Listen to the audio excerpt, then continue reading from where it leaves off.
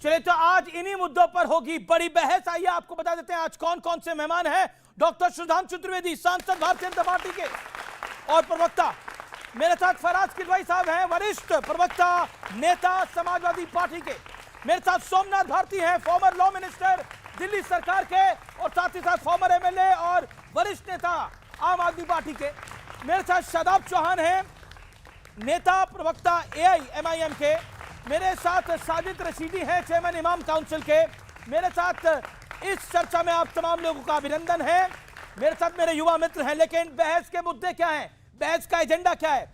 चुनाव की धुरी तुष्टीकरण बनाम ध्रुवीकरण की तरफ एक बार फिर घूमी बीजेपी। हरियाणा महाराष्ट्र का फॉर्मूला क्या बिहार में आजमाएगी और लगाएगी? 80-20 और 1 है तो सेफ है का नारा बीजेपी के लिए क्या एक वाइल्ड कार्ड एंट्री है या फिर सिर्फ यही एक ट्रंप कार्ड है? और SIR में दंगा ढूंढ रहा है विपक्ष, खासतौर पर ममता बनर्जी। आप तमाम लोगों का स्वागत है। बहस का एजेंडा क्लियर है। सुधांशु त्रिवेदी, चुनाव आया, बटेंगे और कटेगा का नारा फिर लाया। देखिए, पहली बात तो मैं कहूंगा, जो आपने चुनाव की बात कही है, यहां जो पहले जो बटने की स्थिति है वो जरा इंडी गठबंधन के अंदर देख लीजिए।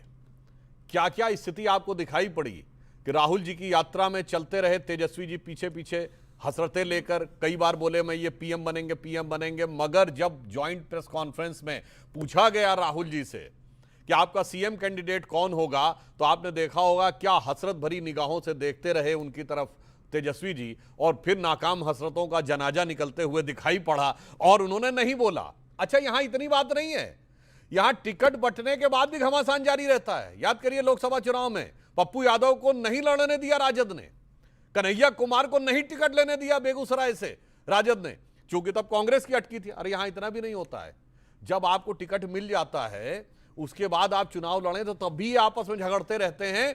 परिवार के अंदर भी झगड़ा है भैया इस समय। लालू जी के में ये फलाना बिटवा के नेता हैं, लालू जी गरीब गुरबा के नेता होते थे, अब ई बिटवा के नेता कि ऊ बिटवा के नेता, ई बिटिया के नेता कि ऊ बिटिया के नेता। अब आता हूं ये जो बटेंगे कटेंगे वाली बात। देखिए अमित जी, इसका कोई चुनाव से लेना देना नहीं है, यह गंभीर बात है और सब प्रमाण बोल रहा हूं।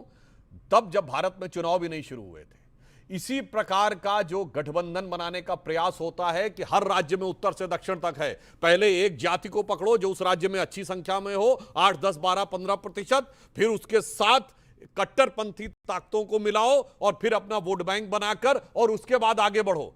यही गलती हुई थी कब? 1950 का 9 अक्टूबर का मैं आपको कोट कर रहा हूं। जोगेंद्र नाथ मंडल जो पाकिस्तान के पहले लॉ मिनिस्टर थे, वो इसी मुगालते में आए थे, वो अनुसूचित जाति से थे। उनको लगा कि मैं भी कट्टरपंथी ताकतों के साथ मिलकर सत्ता भोग लूंगा। मैं लोगों को याद दिलाना चाहता हूं, सिलहट एक जगह है बांग्लादेश में, इसका नाम था श्रीहट। आजादी के समय यह तय होना था कि ये वोटिंग के द्वारा तय होना था कि आसाम का हिस्सा रहेगी या पाकिस्तान का हिस्सा रहेगी। और उस समय हिंदुओं में सबसे बड़ी जाति जो थी वो शेड्यूल कास्ट थी, और उसमें भी मंडल साहब की खुद की जाति थी। उन्होंने कहा कि हमारी जिन्ना से बात हो गई है तो हम इनके साथ रहेंगे, सत्ता में हमें ज्यादा स्थान मिलेगा। ये जो भाजपा के उस समय जो भारत में शासन आ रहा है, ये तो हिंदुओं का शासन आ रहा है, इसमें अपर कास्ट ज्यादा रहेंगे। और साहब क्या हुआ? सिलहट में वोट बट गया और सिलहट पाकिस्तान में चला गया। तो साहब, ये बटेंगे तो कटेंगे आज का नहीं है, ये तो 50 साल पहले का है और इतिहास का है। सुनिए, जब हम लोग आंधी और पोरस के बीच में बटे तो अलेक्जेंडर के हाथों कटे, जब पृथ्वीराज चौहान और जयचंद के बीच में बटे तो गोरी के हाथों कटे, जब मान सिंह और महाराणा प्रताप के बीच में बटे तो अकबर के हाथों कटे, जब मिर्जा राजा जयसिंह और छत्रपति शिवाजी महाराज के बीच में बटे तो अकबर तो औरंगजेब के हाथों कटे। तो जयचंद से लेकर जोगेंद्रनाथ मंडल तक का इतिहास है, बटेंगे तो कटेंगे, ये इतिहास का यथार्थ है, इसका चुनाव से कोई लेना देना नहीं। ओके, फराज किदवई, आपकी बारी है। फराज किदवई, आपके पास आता हूं, आपके 60 सेकंड है। मैं आपसे जानना चाहता हूं, ये चुनाव आया है इसीलिए तनाव आया है क्योंकि बिहार का चुनाव है? देखिए अमीर जी, मैंने सुधांशु जी को बड़े ध्यान से सुना और इन्होंने शुरुआत की बटेंगे तो कटेंगे बिहार से लेकर के। सुधांशु जी, मैं आपसे पूछना चाहता हूं कि चिराग पासवान जी की पार्टी और उसके परिवार को किसने बांटा? किसने उनकी झोपड़ी में आग लगाई? किसने नीतीश कुमार जी के ऊपर चिराग पासवान को बैठा करके उन 1 नंबर की पार्टी को 3 नंबर कर दिया? तो साहब आपने बांटा भी चिराग पासवान जी की पार्टी को और उसके बाद में केक काटा भी। तो यह भारतीय जनता पार्टी का पुराना वो है। शिवसेना को इन्होंने बांटा, उसके बाद में केक काटा। चिराग पासवान को इन्होंने बांटा, उसके बाद में केक काटा। अकाली दल को इन्होंने बांटा, उसके बाद में केक काटा। ये केक काटते हैं और खाते हैं। अपने सहयोगियों को जो बांटे उसका समझ लिए क्या होगा। अभी इन्होंने बात 1950 की। मैं आपकी सारी बातों से सहमत हूं। पाकिस्तान वो आतंकिस्तान कंट्री है जिसने हमारे जो हिंदू भाई हैं उनके साथ बहुत अत्याचार किया है। लेकिन सुधांशु जी एक बात याद रखिएगा, नोट कर लीजिए जल्दी जल्दी, कि इस देश का पीडीए समाज जब बटा तो 69,000 शिक्षक भारतीयों का आरक्षण कटा। इस देश का पीडीए समाज जब बटा तो इस देश के सेंट्रल यूनिवर्सिटीज में प्रोफेसर और असिस्टेंट प्रोफेसर का आरक्षण कटा। इस देश का पीडीए समाज जब बटा तो आईआईटी भुवनेश्वर में एससी एसटी ओबीसी का आरक्षण कटा। इस देश का जब पीडीए बटा, ज्ञान देव आहूजा के जरिए टीकाराम जूली का सम्मान कटा। इस देश का जब पीडीए बटा, एक यादव कथावाचक की चोटी को काट करके उसके ऊपर पेशाब करके उसका सम्मान कटा। तो आप तो 1950 की बात कर रहे हैं सुधांशु जी, ये डिबेट खत्म हो जाएगी। लेकिन इस देश के एससी एसटी और ओबीसी का जो सम्मान आपने काटा है उसका जवाब आप नहीं दे पाएंगे। बिल्कुल जवाब देता हूं। उन्होंने बड़ी अच्छी बात कही, मैं जवाब देता हूं। भाई साहब, पहली बात तो जो आपने कहा पासवान जी की पार्टी में या किसी भी पार्टी में आपने कहा शिवसेना, तो इसका गृह मंत्री जी उत्तर दे चुके हैं। शिवसेना पुत्र मोह में टूटी, एनसीपी पुत्री मोह में टूटी, और जो कुछ वहां हुआ वो भी चचा भतीजा के बीच में हुआ। आप क्या भी चचा भतीजा के बीच में हुआ, वहां भी भतीजा भारी पड़ गया, यहां भी भतीजा भारी पड़ गया। इसमें ऐसी कौन सी चिराग पासवान की बात कर रहा हूं, वो परिवार के अंदरूनी महत्वाकांक्षा थी। जैसे आप क्या थी, आप क्या भी तो चचा थे ना, जब वो सुपर सीएम माने जाते थे। अब मैं दूसरी बात बता रहा हूं। इन्होंने ये बात कही तो इनके यहां साथ में आने के बाद भी, गठबंधन में आने के बाद भी सहयोगियों के साथ क्या होता है। एमआईएम के 5 विधायक इनको समर्थन दे रहे थे बिहार में, तो इन्होंने क्या किया, 4 मुसलमान को तोड़ के मजलिस लूट ली। राजस्थान में मायावती जी के 7 विधायक कांग्रेस को समर्थन दे रहे थे, ये 6 हाथी निकल गए। ये तो साथ में गठबंधन में रह के क्या करते। और मैं विनम्रता से कहना चाहता हूं फराज भाई, केवल 2 साल पहले अखिलेश जी का वो वीडियो याद करिए, मध्य प्रदेश चुनाव के समय गठबंधन में रहते हुए अखिलेश जी ने क्या बोला था, कांग्रेस बहुत चालू पार्टी है, कांग्रेस संभल के रहने की जरूरत है। और मैं बताना चाहता हूं, मुलायम सिंह जी का वीडियो अवेलेबल है, उन्होंने कहा कांग्रेस बहुत खतरनाक पार्टी है, सीबीआई पीछे लगा देती है, अगर अमर सिंह नहीं होते तो मैं जेल चला जाता, आपके 2 वरिष्ठ नेताओं का। और मैं कहना चाहता हूं, अब रही बात इसकी तो आरक्षण की बात, अरे काटना छोड़िए, आप तो साफ कर देते हैं। सुनिए, अलीगढ़ मुस्लिम यूनिवर्सिटी, इन्होंने कहा minority institution SC ST OBC का आरक्षण साफ। Jamia Millia Islamia SC ST OBC का आरक्षण साफ। All minority institutions SC ST OBC का आरक्षण साफ। कश्मीर इन्होंने कहा माइनॉरिटी स्टेट हो गई, एससी एसटी ओबीसी का रिजर्वेशन साफ। और रही बात इसकी, दलितों के साथ कौन करता है रिजर्वेशन इन प्रमोशन, किसने खत्म किया? उत्तर प्रदेश में समाजवादी पार्टी ने रेट्रोस्पेक्टिव खत्म किया। हजारों दलित कर्मचारी डिमोट हो गए उसके बाद। और बात भी तो छोड़िए, साफ तो ये करते हैं, पहली भारत की जब दलित मुख्यमंत्री बनने जा रही थी, महिला मुख्यमंत्री, अरे उसको जिंदगी से ही साफ करने की कोशिश की थी। मैं सुधांशु जी ये पूछना चाहता हूं, आप सांसद हैं, संसद के अंदर ये रिपोर्ट पेश की गई है, social justice and empowerment ministry की ये रिपोर्ट है कि आज इस अमृत काल में इस देश में अगर दलितों के ऊपर सबसे ज्यादा कहीं अत्याचार हो रहे हैं तो उत्तर प्रदेश में हो रहे हैं। झूठ बोल रहा हूं तो मैं बता दीजिए। Ministry of social justice and empowerment की रिपोर्ट है कि आज इस देश में, सुनो नौजवानों, आज इस देश में जो लोग गटर साफ कर रहे हैं, जो लोग नाली साफ कर रहे हैं, जो लोग टॉयलेट साफ कर रहे हैं, उसमें 92% लोग एससी एसटी और ओबीसी से आते हैं। क्यों? इस देश का एससी एसटी ओबीसी क्या खाली गटर साफ करेगा? जो मायावती जी ने कहा ना कि इनको बाद में याद आता है, वो अब मैं बताना चाहता हूं। 2014 में सरकार गई है, 3 ओबीसी मिनिस्टर्स के नाम बताइए यूपीए सरकार के, बोलिए। नहीं बता सकते, केवल एक थे वीरप्पा मोइली। अब आकर वो बोलने लगे, बोलो बोलो, तीन बोलो। हमारे राष्ट्रीय अध्यक्ष ओबीसी, हमारे प्रदेश अध्यक्ष ओबीसी, फैजाबाद से हमारे एमपी ओबीसी, आदि बहुजन समाज पार्टी के फैजाबाद से हमारा। अब आप बोलेंगे Dharmendra Yadav OBC, Dimple Yadav OBC, Akshay Yadav OBC. हमारे प्रदेश अध्यक्ष कहां से यादव हैं? हमारे प्रदेश अध्यक्ष कहां से यादव हैं? श्यामलाल पाल जी क्या यादव हैं? फैजाबाद के एमपी क्या यादव हैं? फिर तो वन इन फैमिली है ना, एक परिवार में फैमिली नहीं है। यादव एक minute. Misa Bharti OBC, Rohini Acharya OBC, Lalu Yadav OBC, Rabri Yadav OBC, ये क्या ओबीसी हो रहा? पाल भी ओबीसी है। फैजाबाद से हमारे एमपी एससी सब परिवार में ही हो गया ना फिर तो। सुनिए, छोड़िए, परिवार के हो गए, पूरा ओबीसी परिवार की बात किया। आगे की बात करें, परिवार के हो गए। अरे ओबीसी तो छोड़िए, अरे परिवार के बाहर एक व्यक्ति यादव जाति में इनको नहीं मिला जिसको राष्ट्रीय अध्यक्ष सीएम बनाया हो, चाहे बिहार हो चाहे उत्तर प्रदेश हो। और हमने तो दो बनाए हैं, मोहन यादव जी अभी हैं और बाबूलाल गौड़ जी उससे पहले रह चुके। दो यादव बनाए, अब दूसरा यादव बता दो परिवार के बाहर का, एक यादव बता दो। बताइए बिहार और यूपी।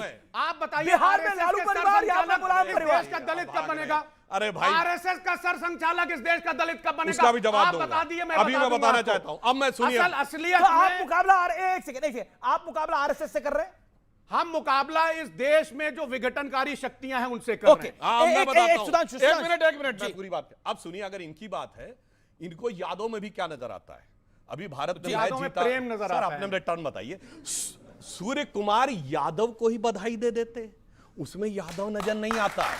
अब सुनिए, हमारे एयर वाइस मार्शल एके भारती, जिन्होंने कहा था विनय न मानस जलस जड़ गए 3 दिन बीत, और बोले राम सकोप तरफ भय बिन हो न क्रीत, भय बिन हो न प्रीत, वो भी यादव थे, वो खराब नजर आता है। जस्टिस अशोक यादव यदि विश्व हिंदू परिषद के पक्ष में इलाहाबाद का बोल देता है, वो खराब नजर आता है। बाबा रामदेव से बड़ा यादवों में कोई आज की डेट में योग ऋषि हुआ है, वो अच्छा नहीं लगता है। इनको कौन अच्छा लगता है?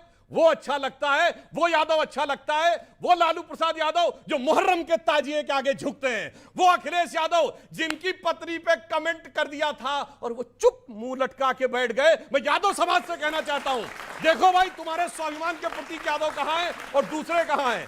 हमारे कृष्ण भक्त मोहन यादव चलिए हमारी पार्टी के, मैंने तो बाहर के 4 यादव। ओके, आपने बाहर के यादवों को पे बोला, मैं सोमनाथ भारती के पास जाऊंगा क्योंकि आपको 16 मिनट हो गए आप दोनों को। ओके, बोलिए, 30 सेकंड। मैं सिर्फ एक बात कहना चाहता हूं कि सुधांशु त्रिवेदी जैसे पढ़े लिखे आदमी जब डायरेक्ट हिंदू मुसलमान पर चले आते हैं तो सुनिए सर, सागर खयामी ने एक बड़ा अच्छा शेर कहा है आपके लिए कि ऐसी कोई मिसाल जमाने में पाई हो, हिंदू के घर में आग खुदा ने लगाई हो, बस्ती किसी की राम ने यारों जलाई हो, और नानक ने राह सिर्फ सिखों को दिखाई हो। रामो रहीमो नानको ईसा तो नर्म है, चमचों को तो देखिए पतीली से ज्यादा गर्म है। ओके, अब सुनिए, इनको भी बता देता हूं जनाब, इनसे भी कह देना चाहता हूं, ये जो सेकुलरिज्म की नाव पे आप सवार होकर सोचते हैं कि निकल जाएंगे, वो इतना आसान नहीं है। तो आपके लिए भी एक शेर कह देता हूं कि कश्ती भी नहीं बदली और दरिया भी नहीं बदला, पर इन डूबने वालों का जज्बा भी नहीं बदला है। शौक सफर ऐसा, एक उम्र हुई हमने, मंजिल भी नहीं पाई, रास्ता भी नहीं बदला। ओके, चलिए अब सोमनाथ, अब देखिए, अब शेर और शायरी का पूरा दौर शुरू हो जाएगा। लेकिन सोमनाथ भारती, क्या बीजेपी हरियाणा, महाराष्ट्र, दिल्ली का फॉर्मूला बिहार में आजमाएगी, आपको लगता है? देखिए, मैं तो बड़े शांत मन से दोनों साथियों की बड़े जोशीले डिबेट को सुन रहा था। चुनाव है बिहार में, 20 साल से लगातार शासन में भाजपा है, वहाँ 11 साल से सेंटर में है। कोई ये बात नहीं कर रहा कि हमने कितने वादे किए थे और कितने पूरे किए। कोई ये बात नहीं कर रहा कि जो नौजवान यहाँ बैठे हैं इनके करियर के साथ क्या होगा। कोई ये बात नहीं कर रहा कि जो इनको शिक्षा दी जा रही है वो किस स्टैंडर्ड की दी जा रही है। कोई ये बात नहीं कर रहा कि बिहार से पलायन क्यों अभी भी जारी है। कोई ये बात नहीं कर पा रहा कि बेटियों के साथ न्याय क्यों नहीं हो रहा। कोई ये बात नहीं कर रहा कि हमारे माता पिता बुजुर्गों को दवा क्यों नहीं मिल रही, अस्पताल क्यों नहीं है। कोई ये बात नहीं कर रहा कि 17 दिन में 12 पुल कैसे टूट के गिर गए। कोई ये बात नहीं कर रहा कि स्कैम हुआ है 71,000 करोड़ का, सीए जी ने स्कैम बताया बिहार में। ये कोई बात नहीं कर रहा। कहां कहां जा पहुंच गए, यूक्रेन पहुंच गए, कहां कहां। और हमने भी सुना था पापा रुकवा देंगे युद्ध, यूक्रेन का युद्ध रुकवा देंगे। अभी तक यूक्रेन का युद्ध रुका नहीं है, पापा से रुका नहीं युद्ध वहां का। ऐसा है ये भारत की जनता को बेवकूफ बनाना बंद करिए। चुनाव में सिर्फ एक ही बात होनी चाहिए कि जो पिछले बार आपने वादे किए थे, आपने कितने पूरे किए बताइए। आपको लग रहा है 20 साल से अगर पूरे किए थे बताइए। 20 साल से बिहार की जनता आपको चुन रही है। जनाब सोमनाथ भारती, एक मिनट अपनी बात रख लूं। बिल्कुल आप रखिएगा। मेरा प्रश्न है, 20 साल से बिहार में नीतीश कुमार को, भारतीय जनता पार्टी को अगर जनता चुन रही है तो जनता बेवकूफ है? उनको लगता है कि नीतीश कुमार वादे पूरे नहीं कर पा रहे हैं? जनता सुनिए, जनता तो बहुत इतनी चतुर है, जनता के पास चॉइस तो हो। एक तरफ कुआं, एक तरफ खाई, तो क्या करें? एक सेकंड, बड़ा कुआं कौन है और खाई कौन है? अरे सुनिए, कुआं कौन है और हम खाई बता कौन रहे है? हैं, बता रहे हैं, वैसे ही बता रहे हैं। सवाल एक सेकंड माननीय, कुआं है कि खाई है? माननीय सुनिए, एक सेकंड बताइए, आप सुनिए कहां गिरे थे?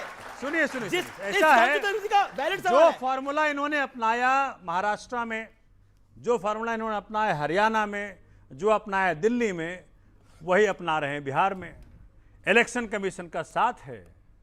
आपने देखा जो इन्होंने अभी दिया है, वहां जो 2 फेज में चुनाव होगा, इसमें रेड एक तरफ है, ये फेज 2 है, और बीच में ये जो पीला वाला है फेज 1 है जी।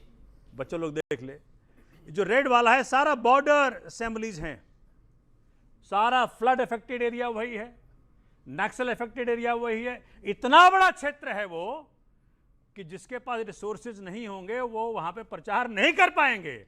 और आज किसके पास रिसोर्स है वो सबको पता है भाई। मेट्रो, आप कह रहे हैं कांग्रेस राजद के पास रिसोर्स? सुनिए, अरे हम कहां कांग्रेस राजद का नाम ले रहे हैं, आप ही ले रहे हैं भैया। मैं तो सवाल पूछ रहा हूं, थोड़ी कह रहे हैं वो बात। अच्छा, आप वाले जिसके साथ आप थे, ये सवाल का जवाब तो माननीय, देखिए बड़े शांति से सुन रहा मैं तो पूरी शांति से आपको 2.5 मिनट सुना। मैं आपसे पूरी शांति से 16 मिनट सुन लिए, 16 मिनट सुन लिए, 2.5 मिनट की तकलीफ हो गई, बताइए। सुनिए, ऐसा है, मेट्रो का उद्घाटन हो गया, 10,000 रुपया हर महिला के अकाउंट में पहुंच गया। 20 साल में काम नहीं किया, सब काम करना पड़ा। उसके बाद इलेक्शन कमीशन का डेट अनाउंसमेंट होता है। क्या तुकबंदी देखते हैं, कितनी मिली भगत है भाई। सब कुछ कर लो भाजपा वालों, उसके बाद डेट अनाउंस करूंगा। और कुछ करना है क्या? इसलिए मैं कहता हूं, देश का हर इंस्टीट्यूशन जो को बर्बाद जो करने वाला पार्टी है भाजपा, आज उनको जवाब देना चाहिए। सुधांशु जी बड़े विद्वान व्यक्ति हैं कि भैया तो जवाब दे दीजिए, सत्ता के अंदर था वो कुआं था या खाई था? सत्ता के अंदर जब परमात्मा मौका दे आपको, तो अरविंद केजरीवाल जी ऐसा काम करके दिखाइए। और तो हार गए वो तो।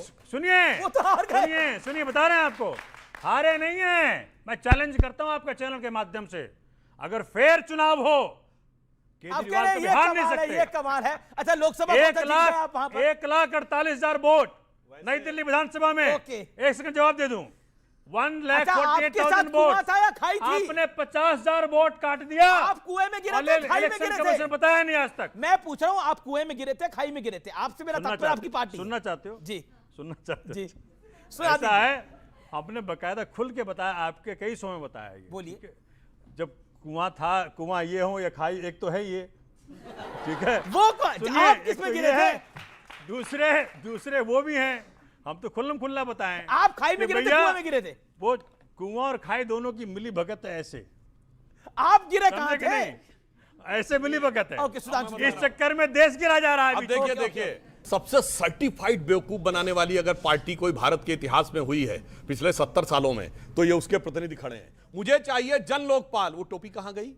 जैसे ही सत्ता में आए, जन लोकपाल रोकने वाले ये हैं। अपने टर्न में बोलिए। ये है माननीय सर, अपने टर्न में बोलिए। मैं बताऊंगा, मुझे सुनिए, पंजाब में तो क्लियर मेजॉरिटी की सरकार है, बना दिया वहां लोकपाल।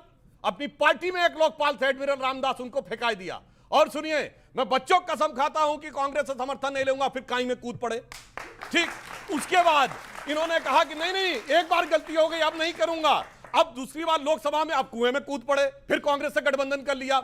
और जिन्होंने कहा कि जो 10 रुपए का रेनॉल्ड का पेन लगा के चलते थे, उनके 3.5 करोड़ के पर्दे, शीश महल, इसे कहते हैं कि आप अंदर से कुछ और बाहर से कुछ और नजर आते हैं। बाखुदा शक्ल से आगे दर्शक खुद समझ पाते हैं। ठीक है।